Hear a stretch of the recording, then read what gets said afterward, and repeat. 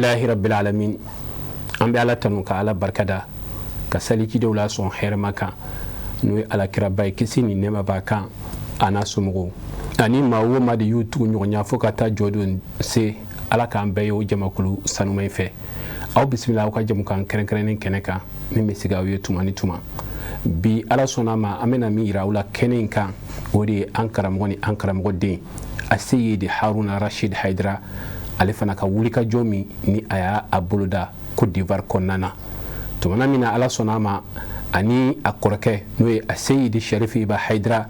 uye tama ke nyogon fe anana seyiro dola ale fana yisira do fandota wala ka dine wala seli siraka aslamiya demeton asbulu fara min be Côte d'Ivoire amaraw chama wasa kase kase inka ala ka dine lase o hukumu konnana barakun folo be damne soriba dugu kaw ya kanu ni ka wele bla haruna rashid haidrama akasi u fe inka ala ka dine lase min ba to islamiya min be sinji tugu ko fo islamiya min ni dankaritala islamiya min be ben ko fo kata o lase fambela jelin fe nu ya soro yoromi u ba jidi kata nate yoromina u be alla seno ala sonama abaraw ka fara ɲɔgɔn kan k'a lase anw ma an balimakɛ Zakariya Dambele ale min ka wuli ka jɔn na ka cɛsiri bɛnnen bɛ Sirifila jabaranin tɔgɔya la Côte d'Ivoire jamana kan ale de bɛ yen nɔ ka baara ninnu kɛ o la a ye ja minnu fara ɲɔgɔn kan k'a lase anw ma baara kunfɔlɔw la an ka jɛ k'a ɲɛmada u fɛ. Ustaz Amadou Diallo i n'a fɔ i yɛrɛ bɔra k'a fɔ cogo min na fɛn min ye alisilamɛw ka fara ɲɔgɔn kan tɔnba au conseil islamique du Mali Maniama Ansaru Nujurumneba Seydi Cherif Ousmane Madane Haidara ale denkɛ Nurul Islam Jamiyatul Ansaru Din Côte d'Ivoire dugukolo ko kan kɛrɛnkɛrɛnnenya la fédération de la Mai olu ye wele bila Nurul Islam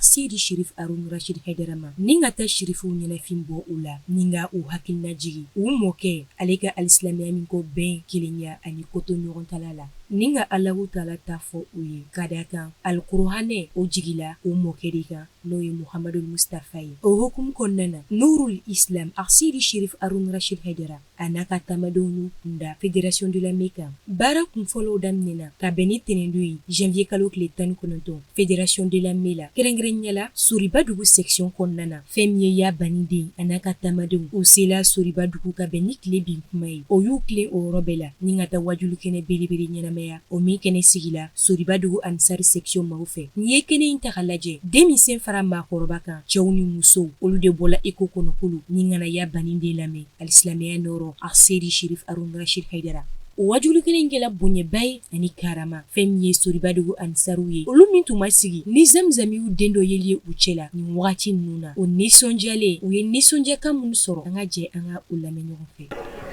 An bɛ ala tanu ka ala barikada ala min sɔnna ka an karamɔgɔ n'o ye Nurul Islam Sheikh Cherif Haruna Rashid Haidara ko o lana an ka mara kɔnɔ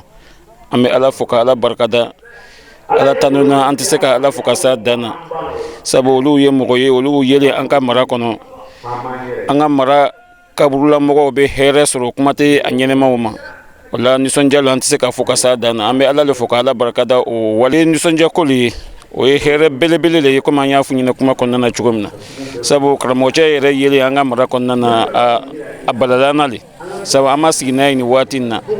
mɔgɔw bɛ déplacer ka taa ninnu kama mɔgɔw bɛ mobile ta ka avion ta ka taa dugawu ɲini ninnu fɛ mais ala sɔnna o donna an ka mara kɔnɔ k'a bɛna dugawu k'an ye ka na ala ka diinɛ ɲɛfɔ anw ye nin ye nisɔndiyafɛn ba le ye nin ye hɛrɛko ba le ye an bɛ ala tanu ka ala barikada ala sɔnna k'a kɛ anw minnu ɲɛna anw ka nin wasa n'an ka kɔrɔta lo k'a ɲini ala fɛ ala k'a k'an bolo kanda ye ala k'a k'an bolo wasa ye ala k'a k'an bolo limaniya ye walahi nisɔndiya min lo karamɔgɔ an tɛ se ka fɔ ka s'a dan na an b'a fɔ dɔrɔn ko an bɛ ala le fo ka ala barikada ala min sɔnna ka nin don an garijɛgɛ la o ye ala tanu le ye anw yɛrɛ ma sabu ni ala bɛ maa min fɛ ala bɛ kanda kow le ɲɛsin ma o la ninnu ye kanda tigiw le ye ninnu ye mɔgɔw ye minnu bɛ mɔgɔw tigɛ ta ka bɔ fili la k'o bila tiɲɛ sira kan ni ala sɔnna ka o don a ka mara kɔnɔna na o ye hɛrɛ ni wasa ni kɔrɔta le ye a ka mara ma ani aw yɛrɛw ma ka ɲini ala fɛ nin nɔrɔ ani nin wasa ni kɔrɔta ala ka jidi an ka mara kɔnɔna na ala ka nin kɛ sababu ye k'an ka maraw dayɛlɛ ala ka kɛ sababu ye ka silamɛya yiriwa an ka maraw kɔnɔ ninnu ka doni ka na anw fɛ wallahi u bɛ na ala le kama sinon nata tɛ foyi tɛ wariko tɛ ni wari lo o tɛ se anw fɛ burusi kɔnɔ i b'a dɔn dɔrɔn ninnu bɛ na ala le kama sabu olu tɛ foyi fisaya ala ka baara ye k'a ɲini ala fɛ ala ka n'o bɛɛ lajɛlen dɛmɛ ala k'o wasa diɲɛ na ala k'o wasa lahara bi hurmati nabi salli ala rasul bon ɲininka laban bɛ ne bolo o le ye k'a fɔ mara kɔnɔmɔgɔ bɛɛ lajɛlen dɛ an k'a dɔn minnu nana an ka mara kɔnɔna nin ye wallahi ninnu ye maaw ye n'u donna ka mara kɔnɔna aw de bɛ hɛrɛw sɔrɔ ninnu tɛ dɛ anw de bɛ hɛrɛ sɔrɔ ninnu na k'i ɲɛ da ninnu ka dɔrɔn ninnu ɲɛ ka jɔ i la wallahi a bɛ jurumuw yafa a bɛ gɛlɛyaw wuli a bɛ limaniyaw sabati a bɛ hɛrɛw suru an ka mara kɔnɔna na khasatan o bɛna dakuruɲɛ fila minnu fɔ an ɲɛna wallahi i bɛ mɛn i tɛ nin ɲɔgɔn na sɔrɔ ni ala y'o don an garijɛgɛ la an ka mara kɔnɔna na anw de wasala anw de kɔrɔtala anw le ye niyɔrɔba sɔrɔ ala ka tilali la ni 2026 in kɔnɔ wala o nisɔndiyalo k'a lase jama bɛɛ lajɛlen ma an bɛɛ k'an cɛsiri an ka tugu ninnu kɔ k'u ka wajuruw lamɛn ka baara kɛ n'a ye n'o kɛla an bɛ nafa sɔrɔ diɲɛ ni lahara an bɛ kisi sɔrɔ diɲɛ. alhamdulillah an bɛ ala de fo ala waleɲuman dɔ k'ala barikada ala min bɔra ni an ɲuman ye so ka don ni an ɲuman ye bi azope kɔnɔna na yan an bɛ o ala fo alhamdulillah an nisɔndiyara kojugu an ye bonya sɔrɔ ka karama sɔrɔ dugudenw fɛ ka cɛw ni musow bɔlen ka na garibu lamɛn an bɛ o fo o la nin bɛɛ bonya bɛ segin an fa de ma Seydi Sherif Usmani Madani Haidara mɔgɔw ma bɔ ko Aruna nana bɛɛ bɔra ko Haidara den de nana o kɔrɔ nin ye ale ka bonya de ye nin ye ale ka kunnawolo de ye nka mun bonyana an bolo wulikajɔ ninnu kun tɛ foyi ye cɛw ni musow bɛ se ka Muhamadu Mustafa alayhi salam a cikun faamuya cogoya min na ni a yɛrɛ b'a fɔ innama bu'istu li utammima makarima al-akhlaq ko i bɛ se k'a fɔ cikun wɛrɛ foyi tɛ ne Muhamadu la fo kiratɔw nana ni jogoba mun ye o jogow bɛ sabati cogo di o jogow ye jumɛn an bɛ se ka hinɛ ɲɔgɔn na cogo di o jogow ye jumɛn mun ka se ka bon ni mun ta ye o bɛ se ka na mɔgɔ mun ka se man bon o kana o tɔɲɔ kana ka setigiya yira o la kiraw nana ni jogoba mun ye wulikun fila foyi tɛ an na o message bɛ se ka lase a lase cogo la cogoya min na baara bɛ se ka kɛ ni silamɛya ye ni jogo ye cogoya min na wa ala sɔnna fana cɛw y'a faamu musow y'a faamu ni juma ye o feereli ye ka na ala ma baya layidu tali ye o y'a yira an na k'a fɔ an ka wulikajɔ bɛ ka faamu o wulikajɔ de bɛ an bolo bɛɛ ni keleya bɛ se ka sabati silamɛw ni ɲɔgɔn cɛ cogoya min na baara bɛ se ka kɛ ni jogo ye cogoya min na wa ala sɔnnen no fana a baara bɛ ka faamuya fana o nisɔndiya bɛ an na kosɛbɛ an bɛ bɛɛ lajɛlen fɔ ka ɲini ala fɛ an ye a daminɛ bi a bɛ se ka laban hɛrɛ la cogoya min na ala k'o nɔgɔya. Ok alhamdulillah an bɛ mun ɲini o fɛ o de ye k'u jija ka na wajulu yɔrɔw la ka caya mɔgɔw ka sigi wajulu yɔrɔ la ka wajulu lamɛn baraji ba b'a la mun ka bon a bɛ kira k'a di sa sahalenw kɔnɔ ko mɔgɔ sen mi jɔ wajulu kɛnɛ kan i ti wuli ka bɔ yen fiyewu fo jurumu mun b'i la ala ka o bɛɛ yafa ka i tɔgɔ sɛbɛn alijinɛnadenw kunna wa nafa b'a la i bɛ nafa caman sɔrɔ a la i ka diinɛ kalanyɔrɔ do fana kalanyɔrɔ kɛnɛ ka bon ni kɛnɛ bɛɛ ye ala bolo ka o ɲini u fɛ u k'u cɛsiri ka ye wajulu yɔrɔw la ka caya o hɛrɛ ka bon an n'u bɛɛ lajɛlen kan ala k'a ɲɛ k'a d'an ma a Seydi Haruna Rashid Haidara a bɔlen kɔ sori dugu a y'a kunda yɔrɔ min na o de ye akupe ansaru olu y'a kanu a ka se olu fɛ yen ka ala ka diinɛba in ka na ɲɛnɛmaya u fɛ yen nɔ ala sɔnna a ma an y'a fɔ cogo min na nin dugu min yɛrɛ filɛ nin n'o ye akupe ye an balimakɛ Jakariya Danbele ale ye yenka ye an bɛ akupe k'a bɛɛ lajɛlen fo Jakariya Danbele Sherifila ka correspondant Côte d'Ivoire a tɔgɔya la yen ye a wolodugu de a ba bɛ yen nɔ an ka musokɔrɔba ɲuman an b'a fo k'a furumusow fo k'u ka denbaya bɛɛ lajɛlen fo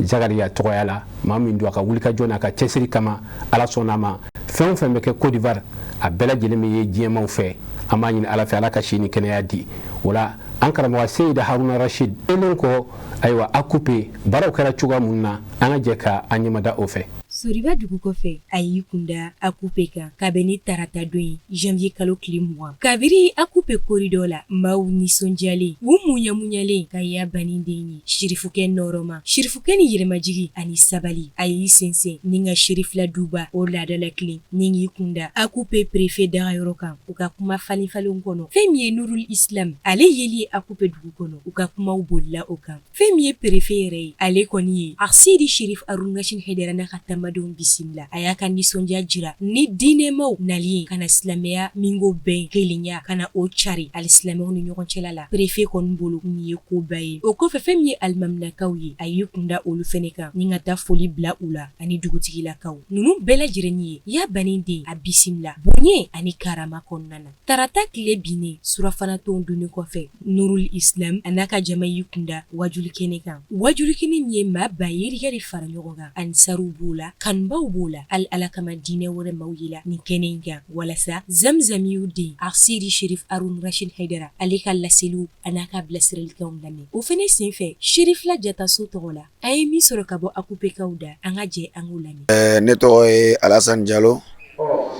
ka bɔ akupe section na le vice-président de Ansardine. Alhamdulillah rabbil alamin, an bɛ Ala fo k'Ala barikada. Ala min sɔnna bi an bɛ janvier la le 20 janvier 2026 ni Ala y'a latigɛ an karamɔgɔ dola an ka dugu la yan bi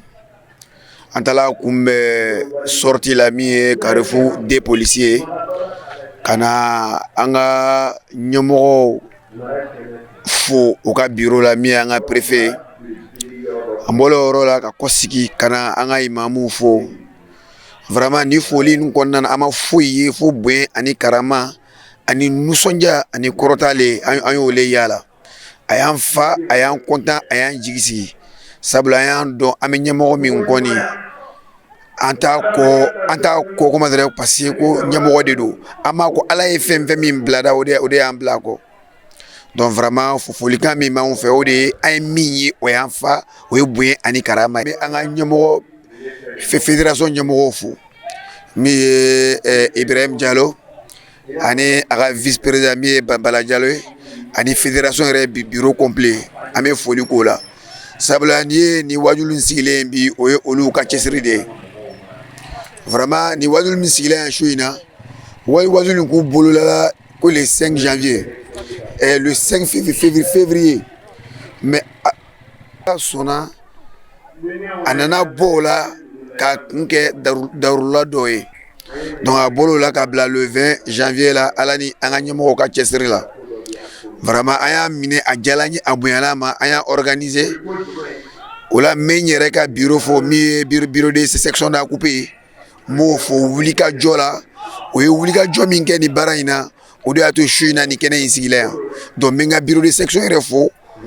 n kuman'o fɛ o ye n lamɛn o sɔnna n ta ma wa baara fana kɛla kɛcogo la donc n b'o fo ka kɔsi k'o fo k'a yɔrɔ la vraiment bi hakili sigilen don sabula n y'a dɔn bi ko mɔgɔw bɛ n bolo bi n ka bureau kɔnɔ ka n ka baara kɛ ko n ma fɛ ɲɛ min na o hakili sigi de bɛ na bi o la su in an bɛ wazulu kɔnɔ yan su in na sɛgɛ tɔ tɛ maa kɛla komi foyi t'a si la sabula fafariw foninen don o baara kɛcogo ɲɛna ɲɛmɔgɔ nana o bɛ ka baara apprécier ko a ɲɛna vraiment o ye ne yɛrɛ fa o ye n fa o ye n fa. N ka président de section n bɛ foli k'a la sabula bi a tɛ jamana kɔnɔ yan farigan b'a la a taara fulakɛ la Bamako vraiment n bɛ dugawu ɲini silamɛw fɛ u ka dugawu k'a ye a ka se k'a yɛrɛ sɔrɔ ka kɔsi ka na a ka baara ta a ta yɔrɔ kɔrɔ la n b'o dugawu ɲini silamɛw fɛ o tɛmɛnen kɔfɛ ne yɛrɛ bɛ dugawu ɲini seku fɛ a ka dugawu k'an ye an ka mara in kɔnɔ yan mara in an b'a fɛ a ka kɛ cogo min na yarabi Ala k'a yiriwa ka tɛmɛ o kan o kɔfɛ tuguni ka tila ka dugawu ɲini an ka sirifukɛ fɛ a ka dugawu k'an ye an ka fédération de l'armée yɛrɛ kɔnɔ fédération de l'armée min waati bɛɛ n'a bɛ taa yira ko an bɛ point bɛɛ ka laban na donc a ka dugawu k'an ye pour que point bɛɛ ka laban an ka se ka b'o la ka na point bɛɛ ka fɔlɔ la o le ye an ka vision ye bi an ka mara in kɔnɔ an b'o le wuli ka jɔ la bi yɔrɔ bɛɛ lajɛlen na donc n b'a fɔ ko dakuruɲɛ fila bɛ ne fɛ folikan na ani dugawu ɲini na o le ye k'a ɲini an ka sirifukɛ fɛ a ka dugawu k'an ye a ka dugawu k'an ye baara an b'a ɲini an ye min na a ka kɛ ten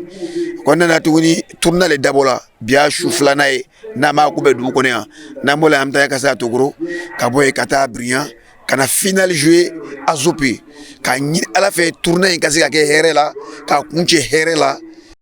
Nin wajulu kelen in senfɛ kuma tɛlen kɔ Seydi Cherif Harun Rashid Haidara Nurul Islam fɛ a ye dugu maabaw fo a dugutigilakaw a alimamilakaw fo ka taa se a perefe ma ka sanga ni a yɛrɛ ye nisɔndiya min sɔrɔ u ka bisimilaliw la ka ansaruw fɛnɛ fo u ka wulikajɔ an'u ka cɛsiri la a coupe dugu kɔnɔna na. Ala mun sɔnna ka ani an sinjiw ani an kanuɲɔgɔnw ani an dɛmɛbaaw an ɲɛw kɛ kelen ye bi Côte d'Ivoire kabakolo gakɔrɔ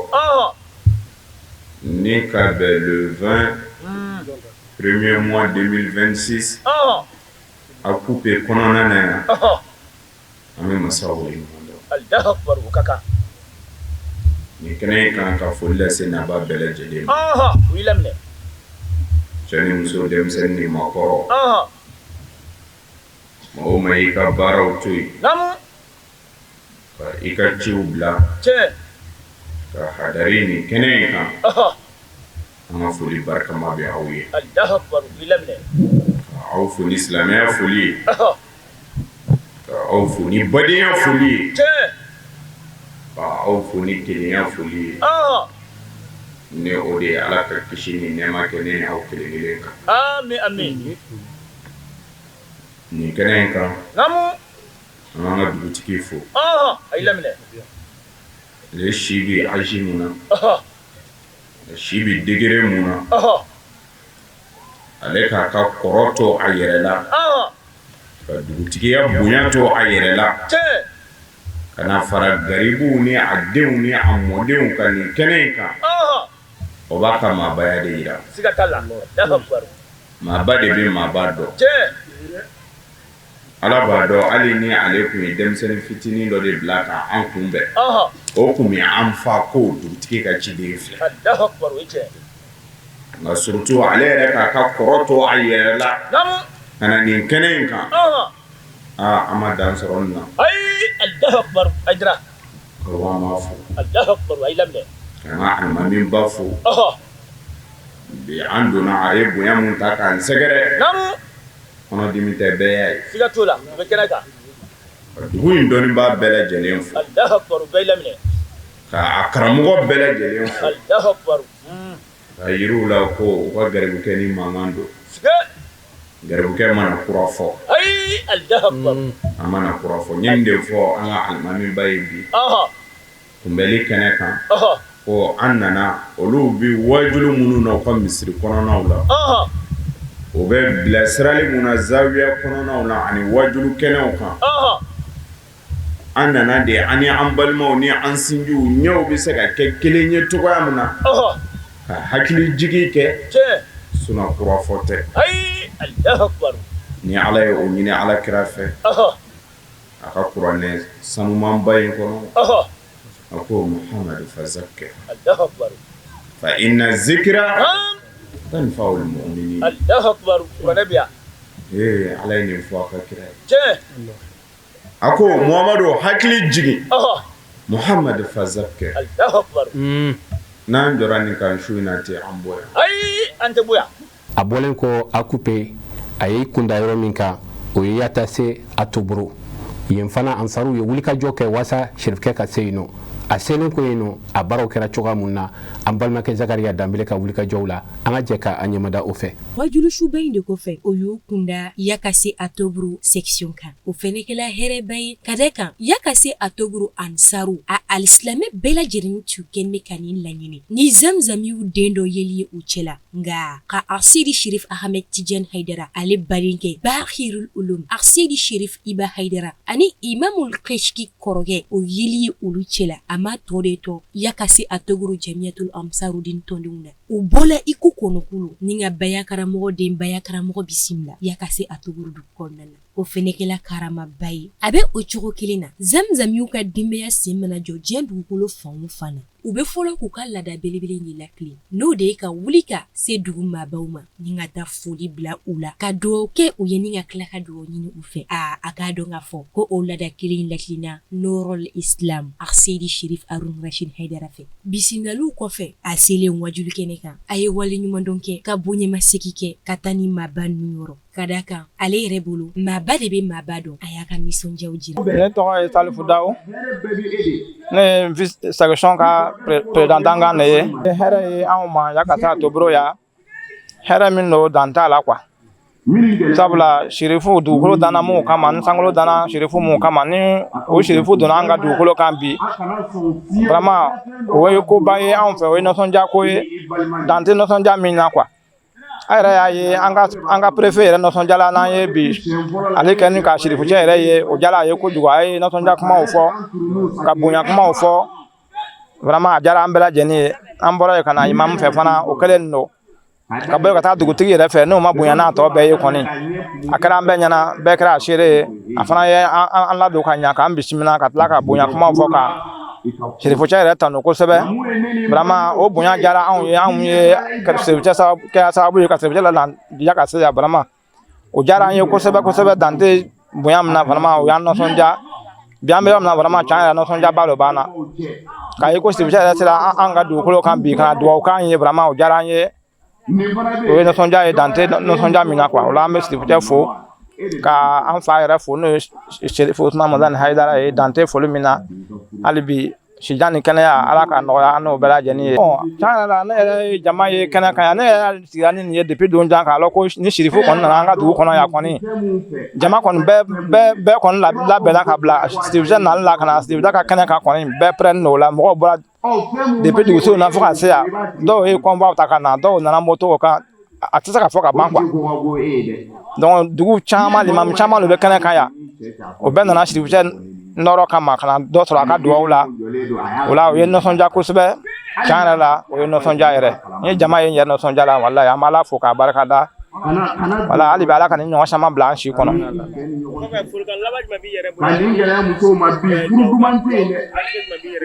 Bon ne yɛrɛ kɔni bɛ dugawu min kɛ o de ye ni kɔni ye a daminɛ ye ka Sherifu ka se ka su wajulu kɛ an yɛrɛ fɛ yan nin y'a fɔlɔ ye ne kɔni b'a ɲini Ala fɛ nin kɛra a daminɛ ye nin kana k'a laban ye don caman bɛ Ala bolo an kɔni b'a ɲini aw fɛ tiɲɛ yɛrɛ la an b'a ɲini an fa fɛ don waati caman a ka Sherifu bila ka na an ka dugu kɔnɔ ka na dugawu k'an ye an ka dugu kɔnɔ ka se ka nɔrɔ sɔrɔ cogo min na an sɔrɔ bɛ dugu nin kɔnɔ yan cogo min na bɛɛ ka se k'a faamu karamɔgɔ tɛ ka Sherifucɛ ka laɲiniw faamu ka se k'a sira minɛ an bɛɛ ka se ka kisi lahara o de ka di n ye kosɛbɛ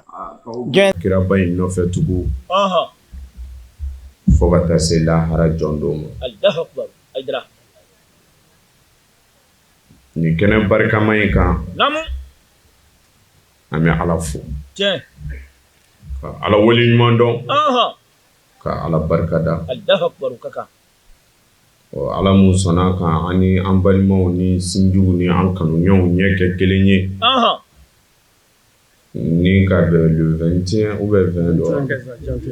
le 21 premier mois 2026 Yakase Atoguru an bɛ Ala fo an bɛ Côte d'Ivoire kabakolo gakɔrɔ nin kɛnɛ in kan ka foli belebeleba ta ka a ɲɛsin naba bɛɛ lajɛlen ma cɛ ni muso denmisɛnnin ni maakɔrɔ ka foli fɔlɔ an ka autorités la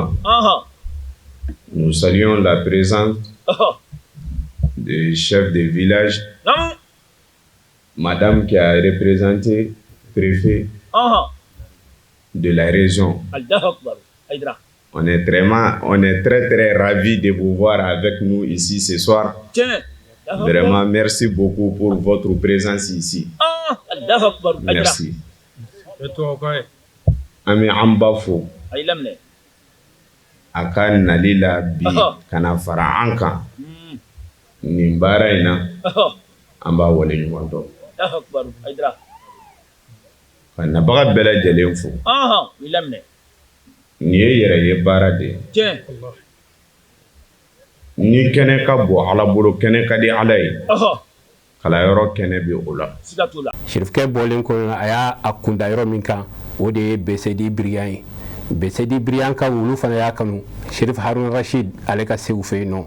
Ala ka diinɛ kelen o laseli sira kan Ala sɔnn'a ma a baaraw kɛra cogoya mun na an balimakɛ Zakariya ka sɔrɔlenw na an ka jɛ k'a ɲɛmada o fɛ Yakasi Atoguru janjo kɔfɛ a n'a ka taamadenw y'u kunda Agu section kan kɛrɛnkɛrɛnyala Besedi Biriyan kɔnɔ Besedi Biriyan fɛnɛ kɔnɔ fɛn min ye alisilamɛw ani kanubaw ye nin ye hɛrɛmakoba ye olu bolo ka ya bani denkɛ ye u ɲɛna o tun ye fɛn min laɲini san caman nka ka o latigɛni ye olu bolo a tun b'u kɔnɔ ko bɛ sugo de la nka u y'a dɔn k'a fɔ ko kosɛbɛ Arsedi Sherif Harun Rashid Haidara ale de filɛ nin ye u ɲɛkɔrɔ n'o ye Zamzam ye o den ye u y'a bisimila ni nisɔndiya ye k'a bisimila ni karama ye ni ka tila ka a sɛnsɛn ka taa dugumaabaw yɔrɔ ni ka taa foli bila u la alamisa tile bin y'a sɔrɔ u ye wajuli kɛnɛ belebele labɛn walasa u se ka Nurul Islam dɔnniba funɛnkɛ dɔnniba ni yɛrɛmajigi a ka se ka na a mɔkɛ ta fɔ u ye o min ko silamɛw ka bɛn ɲɔgɔnya u ka kelenya u ka ko to ɲɔgɔn ta la ani u ka ɲɔgɔn dɛmɛ u bɛ se ka o ɲɛfɔ u ye cogo min na a wajuli kɛnɛ kɛla bonyeba ye Besedi Biriyan Ansaru bolo wa fana nin wajuli kɛnɛ belebele min ɲɛnamaya la an Nurul Islam Arsedi Sherif Harun Rashid Haidara fɛ nin bɛna sɛbɛn Besedi Biriyan ka tariku la u yɛrɛ nisɔndiyalen ye min sɔrɔ an ka jɛ k'u lamɛn Ablaye Ouattara président de section d'Agu alhamdulillah an nisɔn ka di kojugu bi inshallah Biriyan bɛɛ nisɔndiyala bi ni an karamɔgɔ Sherif Harun Rashid donni an fɛ yan an ka section kɔnɔ an bɛ baara min na ni Ala sɔnna section Agu sous section 4 de a baara labɛn Agu a cousin Biriyan Yakasime olu ka baara labɛn don ni Ala sɔnna ni an karamɔgɔ bɔla ka na ni baaraba in kɛ an fɛ yan an bɛ Ala fo ka Ala tanu ka Ala barikada ka tila ka an ka bureau fédéral mɔgɔw k'olu fo olu min ka wulikajɔ kɛla sababu ye ka Sherifiya don an fɛ yan an b'o fo ka tila ka an fa yɛrɛ fo n'o ye Sheikh Ousmane Bandani Haidara ale min kɛla sababu ɲuman ye an b'a fo inshallah alhamdulillah comme vraiment an ka préfet an ka sous-préfet an ka maaba don ni Ala sɔnna n'an ka événement fɛn o fɛn bɛ yen vraiment n'an ɲɛsila ma a bɛ an bonya ka an karama baara kɔnɔ o la an taara ale fo gouvernement tɔgɔ la inshallah bon an ka dugutigiw bi événement bɛɛ y'a ye k'a bɔ fɔ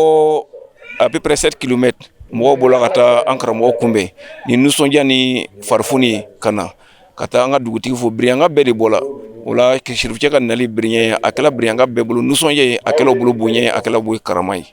alhamdulillah bon a bɛ thème min kan pour le moment a bɛ imam Hassan ka thème de kan ka an yɛrɛ farifoni kan an su ka kɛ kira somɔgɔw bonya kan an'u ka karama kan vraiment an b'a ɲini bɛɛ lajɛlen fɛ bɛɛ ka jɛ ka Sherifu dɔ k'o bonya k'o karama k'o ka hakilinaw kɛ ka baara kɛ ni Ala sɔnna an bɛ wasa sɔrɔ inshallah bon kumakuncɛ la ka folikan dɔrɔn de bɛ ne bolo ka an karamɔgɔ fo n'o ye Sheikh Ousmane Bandani Haidara a n'a ka denbaya k'a ɲini Ansaru bɛɛ lajɛlen fɛ vraiment an ka ɲɛ jɔyɔrɔ kɛ n'u la an kana an ta kɛ dɔrɔn an b'o kɔ o bɛ min fɔ an b'o kɛ ka baara kɛ n'o ye inshallah ni Ala sɔnna an bɛna wasa sɔrɔ a bɛ o cogo kelen na wajulu daminɛnen kɔ Arsedi Sherif Harun Rashid Haidara fɛ Alahu Taala folen kɔ ani Ala ni Muhamadu Mustafa barikadalen kɔ a ye foli ani bonyamasigi kɛ kokura ka taa ni dugumaba ninnu yɔrɔ Besedi Biriyan ale wajulu fɛnɛ kuncɛla ni bonya ani karama ye ka bɛn le 22 mars premier mois 2026 an bɛ Ala waleɲuman dɔn Ala folen kɔfɛ an bɛ naba bɛɛ lajɛlen fo cɛ ni muso denmisɛnnin ni maakɔrɔ mɔgɔ ma i ka baaraw bila ka i ka ciw to yen ka hadari nin kɛnɛ barikama in kan an ka foli fɔlɔfɔlɔ bɛ aw ye ka aw fo ni silamɛya foli ye ka aw fo ni badenya foli ye ka aw fo ni kisi foli ye ni o de ye Ala ka kisi ni nɛɛma kɛ ne ni aw kelen kelen bɛɛ lajɛlen kan amin amin ajira fɔlɔ k'an ka alimami fo an ka dugutigiw fo u ka bisimilali ko ɲuman na o ye garibu bisimila bi kuma sanuman caman fɔ an ye o bɛ olu ka maabaya de ko fɔ alimami bɛ an fɛ tuguni nin kɛnɛ barikama in kan ani ɛri lajɛ k'ale ka dɔnni lajɛ k'a si kɔrɔbaya lajɛ ka tila ka fara a denw a n'a ka kalandenw ani a mɔdenw kan o b'a ka maabaya de yira maaba de bɛ maaba dɔn o ye nin f'i ye n bɛ segin a kan n ko an fa ko an ma maa o maa y'i bonya i kana ɲaga i yɛrɛ la o adamaden bonyaba o ka bon ka tɛmɛ i yɛrɛ kan an bɛ alimami ni a ka jama fo garibudenw bonya ko ɲuman na ka u wale ɲuman dɔn k'u barika da ni ye garibu parilen i n'a dɔn k'a bɔra yɔrɔ dɔ la dɛ n ɲɛ bɛ gulokiba tigɛlen na an ka ansaru musow olu de farala ɲɔgɔn kan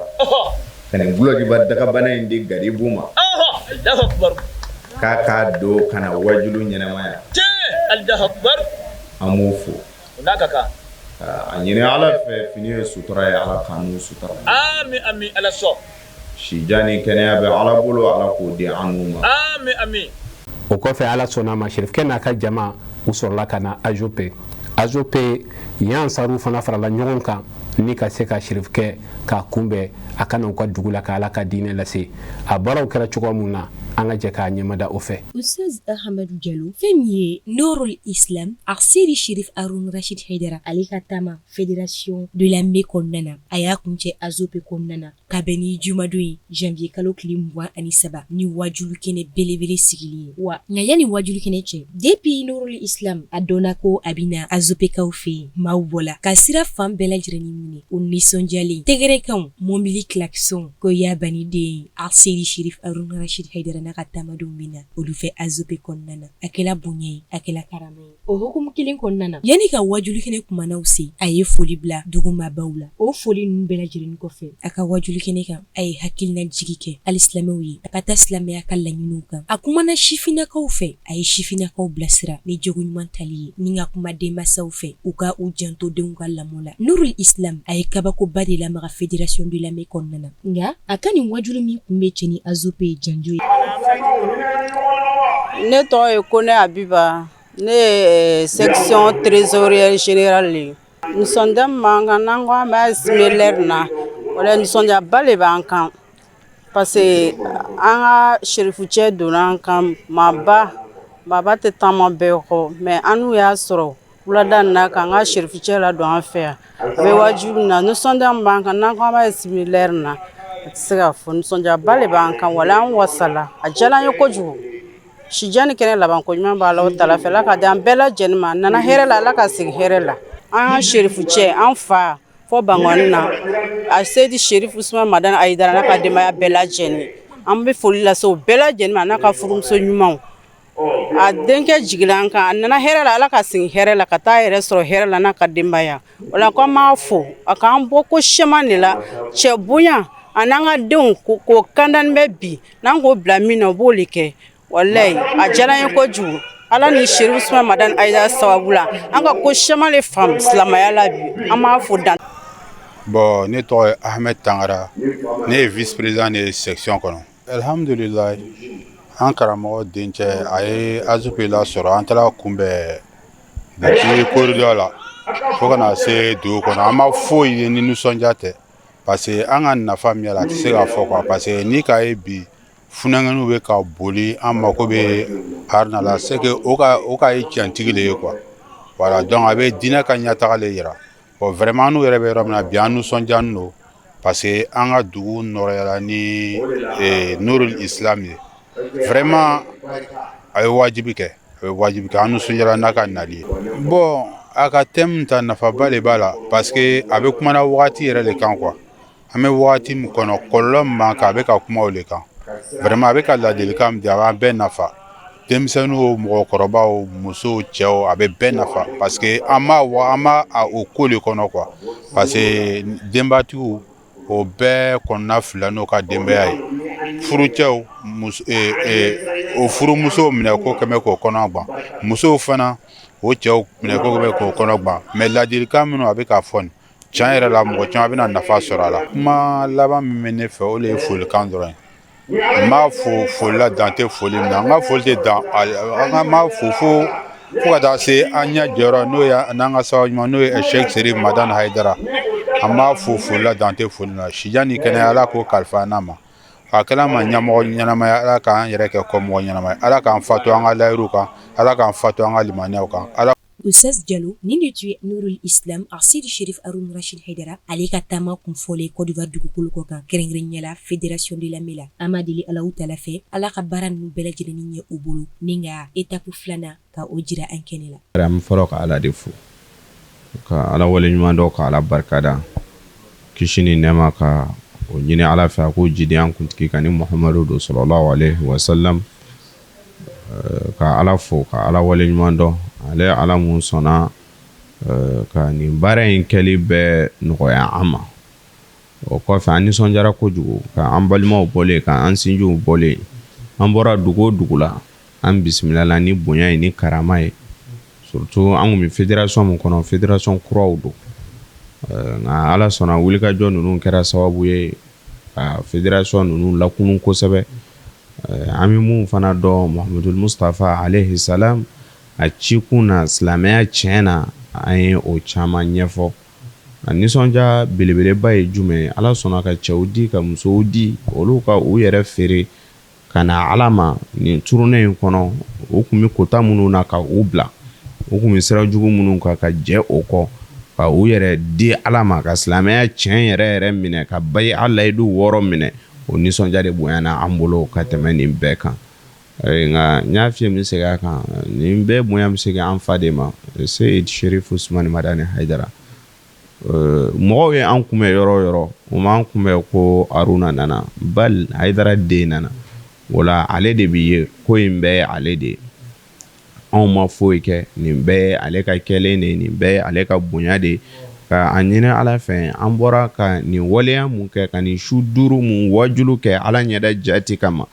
Ala ka o kɛ barika ye ka don a si la Ala k'o kɛ ya Rabbi Ala k'a kɛ sara ye a bolo alijinɛ kɔnɔ Ala k'o kɛ cɛkɔrɔba in min mun ɲini Ala fɛ a sago Ala ka o d'a ma ya Rabbi Ala k'a mɛn an kɔrɔ Ala k'a kɔrɔta Ala k'a wasa anw yɛrɛ minnu bɛ a kɔ ka an kɛ tugubaga ɲuman ye a kɔ Ala k'o nɔgɔya an ma a dɔnni Ala ka o yira an na cɛkɔrɔba in labatoli Ala ka o nɔgɔya an ye Ala k'o kɛ Muhamadu bonya kama sallallahu Muhammad shukran falhamdulillahi rabbil alamin an sera ka dɔɔni min fara ɲɔgɔn kan ka kɛ ni an karamɔgɔ Seydi Harouna Rachid ale bɛ wuli ka jɔ mun na Côte d'Ivoire jamana kan a dɔɔni de ye nin ye ni Ala ye si ni kɛnɛya di sigida wɛrɛ an bɛna a tɔw fara ɲɔgɔn kan k'a lase aw ma i n'a fɔ an karamɔgɔ Seydi Iba Haidara ka laseliw a n'a ka wuli ka jɔ an bɛ k'a lase aw ma cogoya minnu na an bɛ dugawu de kɛ nin baara ninnu bɛɛ lajɛlen Ala k'a kɛ hɛrɛ k'a kɛ basigi ye ka ɲɛsin Côte d'Ivoire jamana ma fo ka taa se diɲɛ a mara bɛɛ lajɛlen ma ka foli belebele ta k'a ɲɛsin nin waati in na an fa n'an karamɔgɔ ma Seydi Cherif Ousmane Madani Haidara ale ka baara ɲuman de ye nin kɛ sabula u bɛ ka taama yɔrɔ o yɔrɔ fo ka taa sɔrɔ Cherifkɛ tɛmɛna yen